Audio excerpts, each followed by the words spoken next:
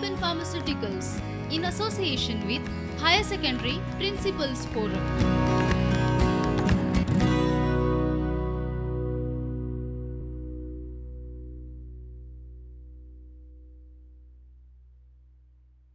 नमस्कार, मी श्री भूमिका उच्च माध्यमिक विद्यालयामधून मराठी शिक्षिका श्रद्धा भानुदास गवंडी। आज आपण तुमच्या पाठ्यपुस्तकातील सांगा कसं जगायचं ही मंगेश पाडगावकरांची कविता घेणार आहोत। तर सांगा कसं जगायचं, मंगेश पाडगावकर। शीर्षकाचा जर आपण विचार केला ना तर हा एक प्रश्न आहे की सांगा कसं जगायचं, आणि हा प्रश्न आपल्या रोजच्या आयुष्यातला आहे, आपल्या दररोजच्या जगण्याशी संबंधित आहे। आपण माणूस म्हणून जीवन जगतो, जगत असताना बऱ्याचदा अनेक संकट आपल्या आयुष्यात येतात। बऱ्याचदा आपलं असं होऊन जातं की पुढे काय करावं आणि आपल्याला सुचतच नसतं की आपण पुढे काय करायचं। आपण हताश होतो आणि असं होतं आपलं की इथून पुढे काय आता। तर अशा वेळेला, ज्या वेळेला आपल्याला मार्ग सुचत नाही, आयुष्य कसं जगावं हे समजत नाही, बऱ्याचदा माणसं जी आहेत ती कन्फ्यूज होतात, काय करावं तेच कळत नाही।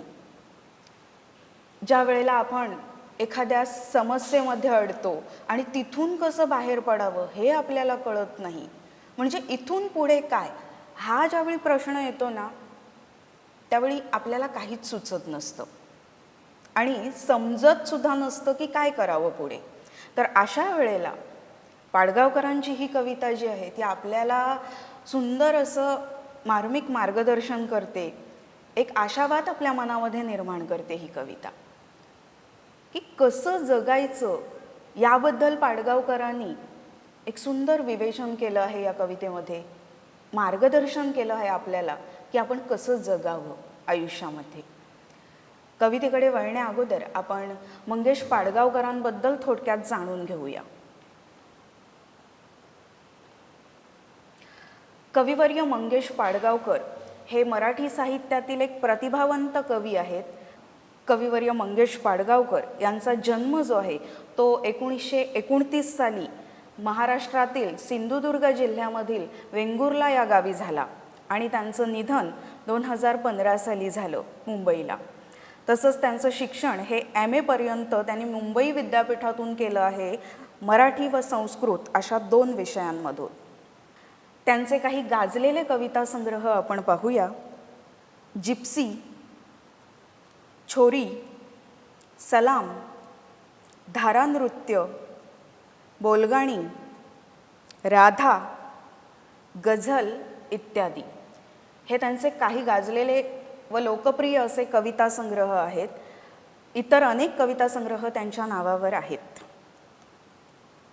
त्याचप्रकारे मंगेश पाडगावकर यांच्या काव्याची वैशिष्ट्ये आपण पाहूया।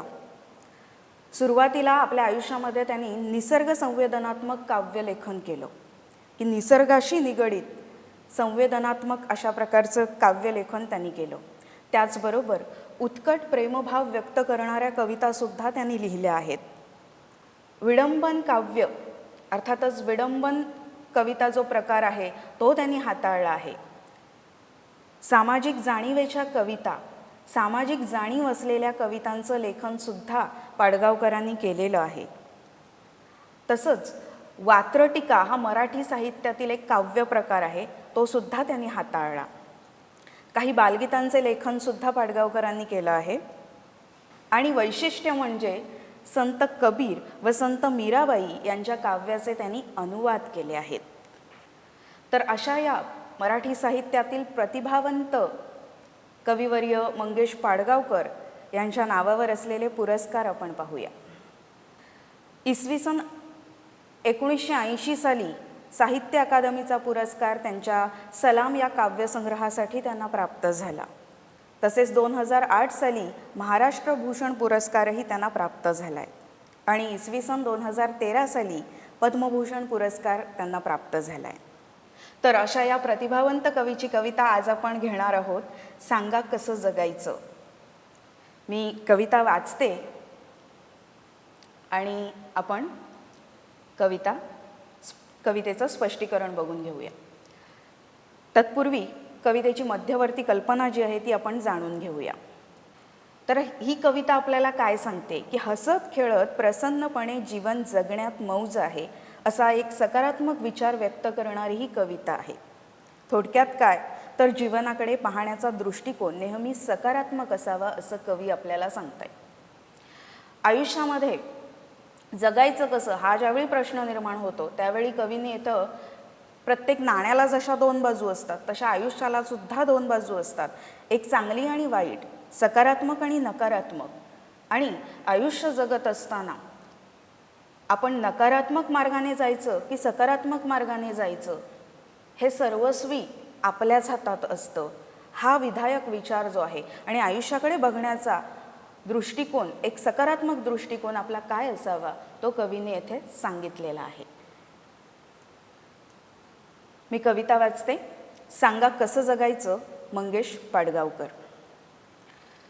सांगा कसं जगायचं, कण्हत कण्हत की गाणं म्हणत, तुम्हीच ठरवा. डोळे भरून तुमची आठवण कोणीतरी काढतंच ना. ऊन ऊन दोन घास तुमच्यासाठी वाढतंच ना. सांगा कसं जगायचं, कण्हत कण्हत की गाणं म्हणत, तुम्हीच ठरवा. डोळे भरून तुमची आठवण कोणीतरी काढतंच ना. ऊन ऊन दोन घास तुमच्यासाठी वाढतंच ना. शाप देत बसायचं की दुवा देत हसायचं, तुम्हीच ठरवा. सांगा कसं जगायचं. शाप देत बसायचं की दुवा देत हसायचं, तुम्हीच ठरवा. सांगा कसं जगायचं. काळ्याकुट्ट काळोखात जेव्हा काही दिसत नसतं, काळ्याकुट्ट काळोखात जेव्हा काही दिसत नसतं, तुमच्यासाठी कोणीतरी दिवा घेऊन उभं असतं. तुमच्यासाठी कोणीतरी दिवा घेऊन उभं असतं. काळोखात कुढायचं की प्रकाशात उडायचं, काळोखात कुढायचं की प्रकाशात उडायचं, तुम्हीच ठरवा. सांगा कसं जगायचं. पायात काटे रुतून बसतात हे अगदी खरं असतं. पायात काटे रुतून बसतात हे अगदी खरं असतं. आणि फुलं फुलून येतात हे काय खरं नसतं. आणि फुलं फुलून येतात हे काय खरं नसतं. काट्यासारखं सलायचं की फुलासारखं फुलायचं, काट्यासारखं सलायचं की फुलासारखं फुलायचं, तुम्हीच ठरवा. सांगा कसं जगायचं. पेला अर्धा सरला आहे असं सुद्धा म्हणता येतं. पेला अर्धा सरला आहे असं सुद्धा म्हणता येतं. सरला आहे म्हणायचं की भरला आहे म्हणायचं, तुम्हीच ठरवा. सरला आहे म्हणायचं की भरला आहे म्हणायचं, तुम्हीच ठरवा. सांगा कसं जगायचं. बोलगाणी या संग्रहातील ही कविता आहे. कविवर्य मंगेश पाडगावकर यांचा बोलगाणी नावाचा एक कविता संग्रह आहे, त्यातून ही कविता घेतलेली आहे. तर या कवितेमध्ये कवीनी आयुष्य जे आहे ते हसत खेळत जगण्यामध्येच मजा आहे असा एक दृष्टिकोन ठेवून आपण जगलं पाहिजे असा विचार व्यक्त केला आहे.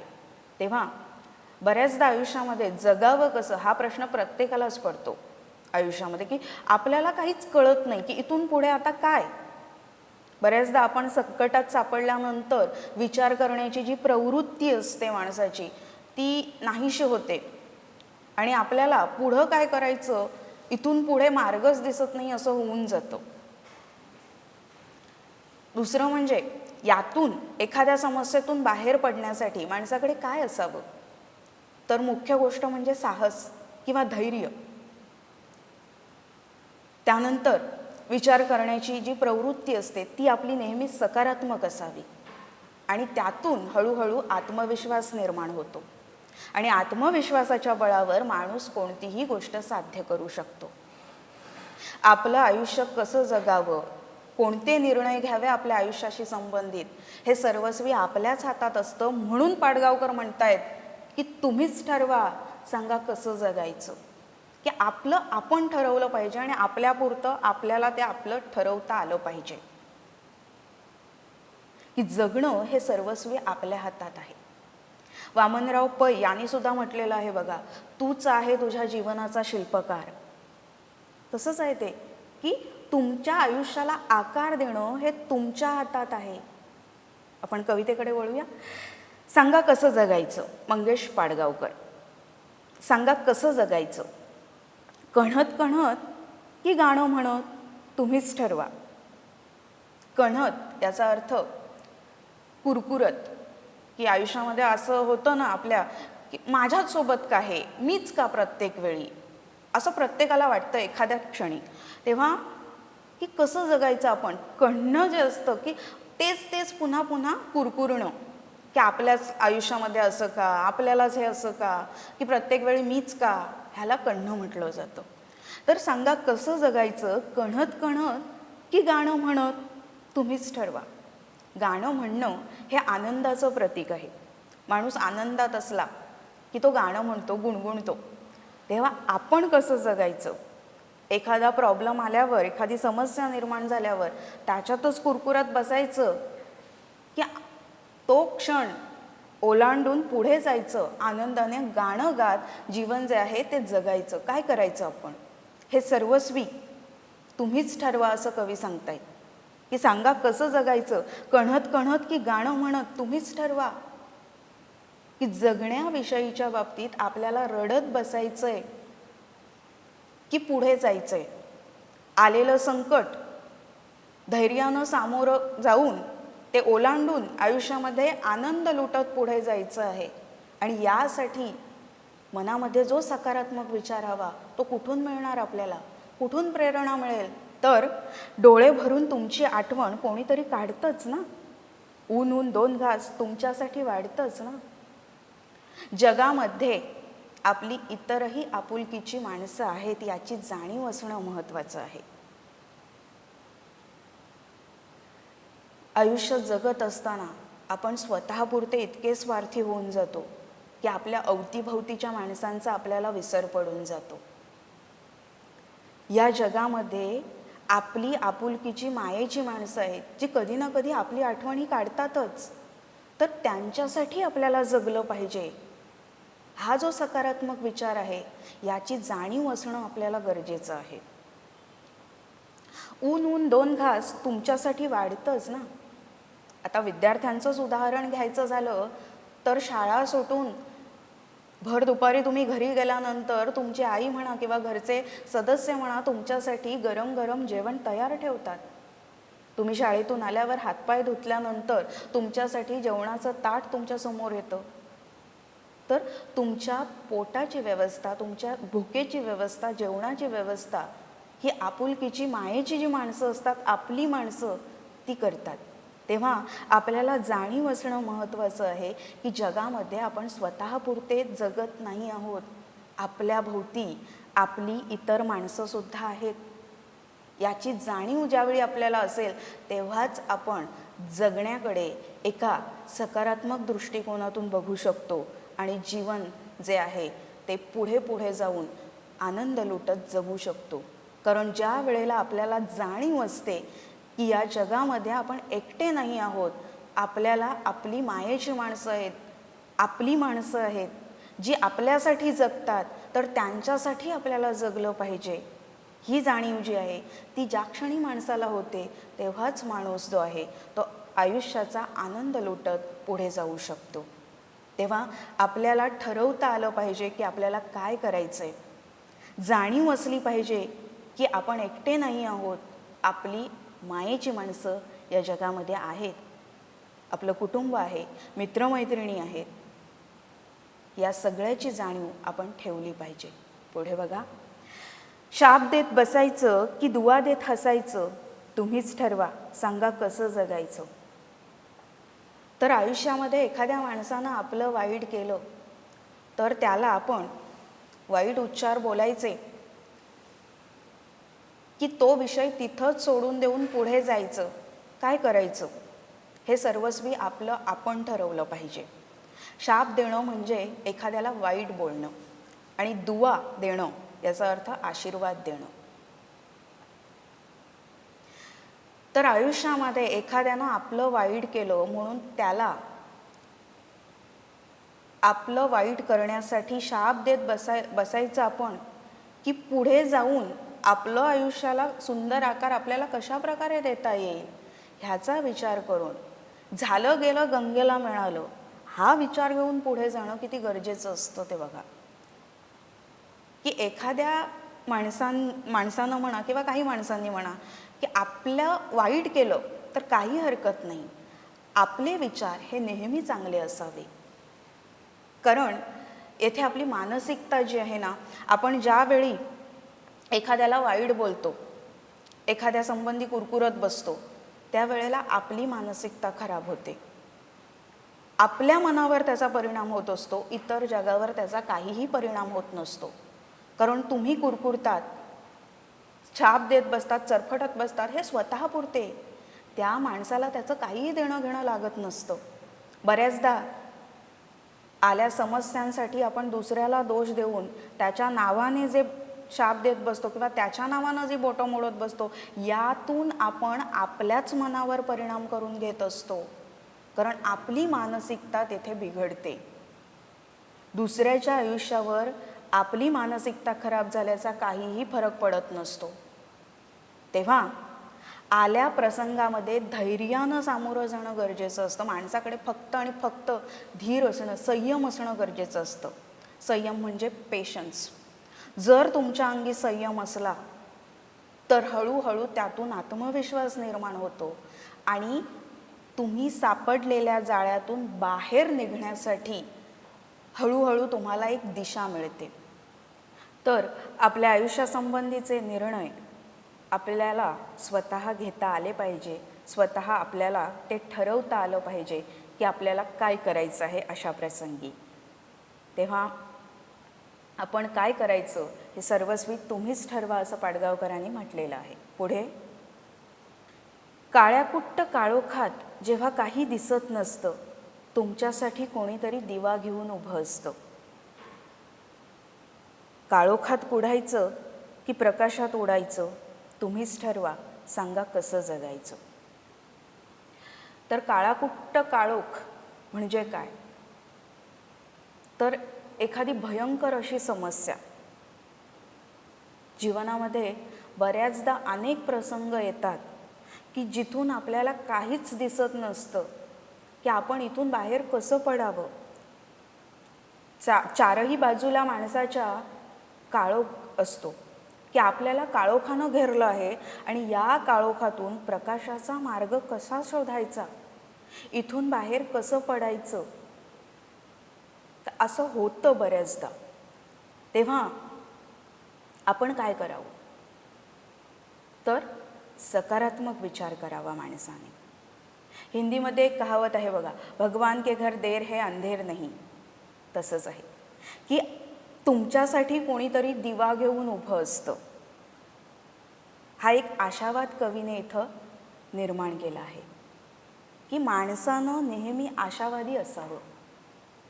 संकट येतात हे अगदी खरं आहे, परंतु त्यातून बाहेर पडण्याकरिता मार्गसुद्धा असतात हेही तितकंच खरं आहे. फक्त ती वेळ टळून जाणं गरजेचं असतं. एखाद्या समस्येमध्ये सापडल्यावर माणसाची मानसिकता जी असते ती पार हलते, बिघडून जाते आणि माणसाला काय करावं पुढचं काहीच दिसत नसतं, सुचत नसतं. बऱ्याचदा माणूस हताश होतो, निराश होतो, हतबल होतो आणि त्यातून माणूस हळूहळू खचून जातो. परंतु अशा क्षणी आयुष्यामध्ये जगत असताना आपण काय करावं? तर मुख्य म्हणजे धीर धरावा, माणसाकडे संयम असावा. आपण नेहमी आशावादी असलं पाहिजे. जसा काळोख आहे तसाच प्रकाशसुद्धा आहे हेही आपण लक्षात ठेवलं पाहिजे. समस्या आहेत तर त्यातून बाहेर निघण्याकरिता मार्गसुद्धा आहेत आणि ते एका जागी बसून आपल्याला नाही सापडणार. तर म्हण आहे ना मराठीत एक, प्रयत्नांती परमेश्वर. तसा आपण प्रयत्न केला पाहिजे, मग त्यातून आपल्याला बाहेर निघण्यासाठी मार्ग हा प्रयत्नानेच सापडेल. सकारात्मक ऊर्जा जी असते आपल्या आतली ती आपण ढळू देता कामा नये, हाच विचार येथे कवी सांगतायत. म्हणून म्हटलंय की तुमच्यासाठी कोणीतरी दिवा घेऊन उभं असतं, आपण फक्त त्याचा शोध घेतला पाहिजे. काळोखात राहून जर आपण कुढत बसलो एकाच जागी, तिथंच राहिलो, तर आपण तिथंच राहणार. पण प्रकाशाच्या शोधात आपण जर मार्ग शोधत राहिलो, तर मग मात्र नक्कीच आपल्याला प्रकाश मिळेल अथवा सापडेल. पुढे, काळोखात कुढायचं की प्रकाशात उडायचं तुम्हीच ठरवा. इथं जराशी एक टायपिंग मिस्टेक झाली आहे, तेवढं लक्षात घ्या की कुढायचं हा शब्द आहे ते कुढायचं असं झाले आहे. तेव्हा काळोखात कुढायचं की प्रकाशात उडायचं तुम्हीच ठरवा, सांगा कसं जगायचं. तर आपल्याला काय करायचं आहे? काळोखातच कुढत बसायचं आहे, तिथंच राहायचं आहे, की प्रकाशाचा शोध घेऊन प्रकाशाच्या दिशेने उडायचं आहे? आपल्याला प्रकाशाच्या दिशेने भरारी घ्यायची आहे. काय करायचं आहे आपल्याला, हे आपलं आपण ठरवलं पाहिजे. संत सोयरोबानाथ आंबिये आपल्या एका कवितेत सांगतात की अंतरीचा ज्ञानदिवा मालवू नको रे.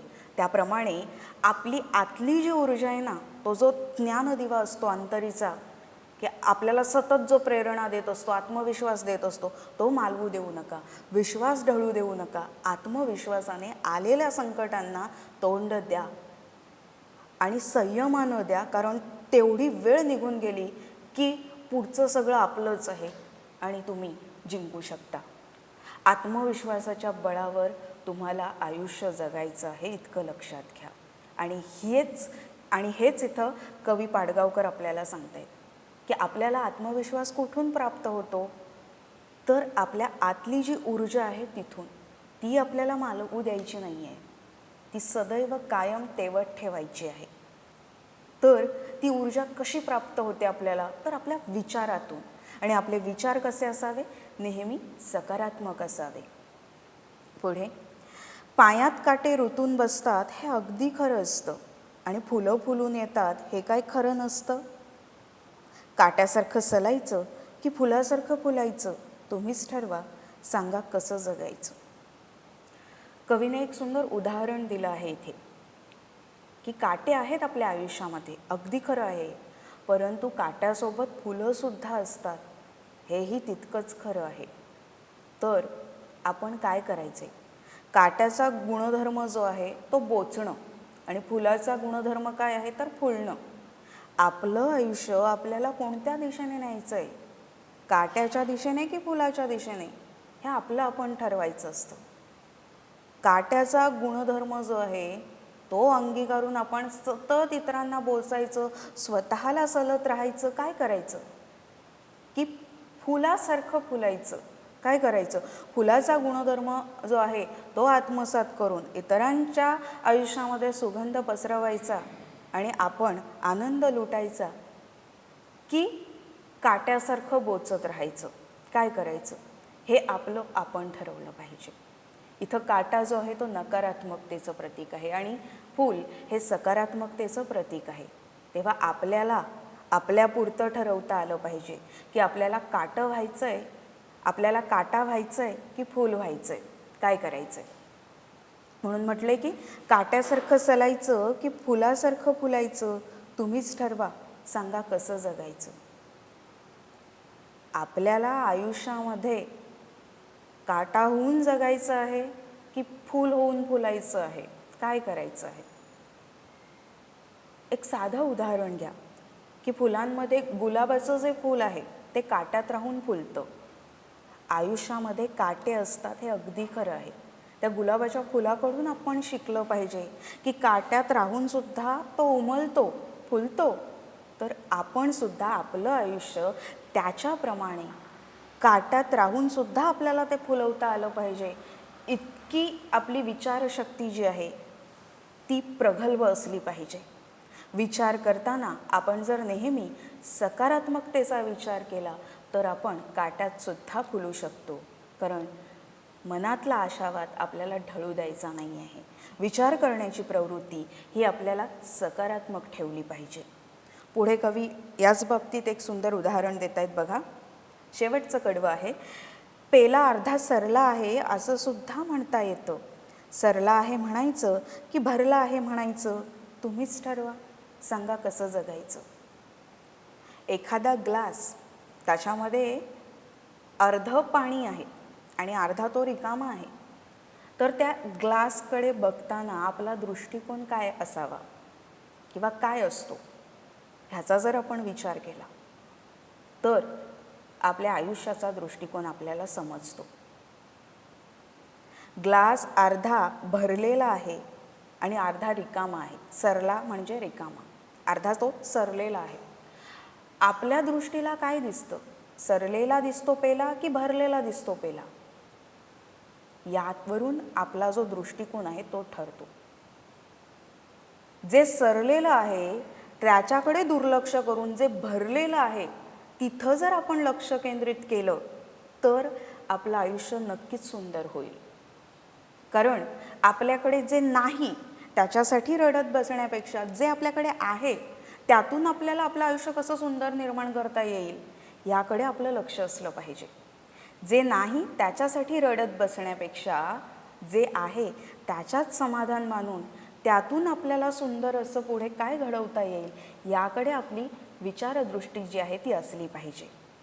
आणि सर्वस्वी ते आपल्याच हातात असतं की आपण काय करावं.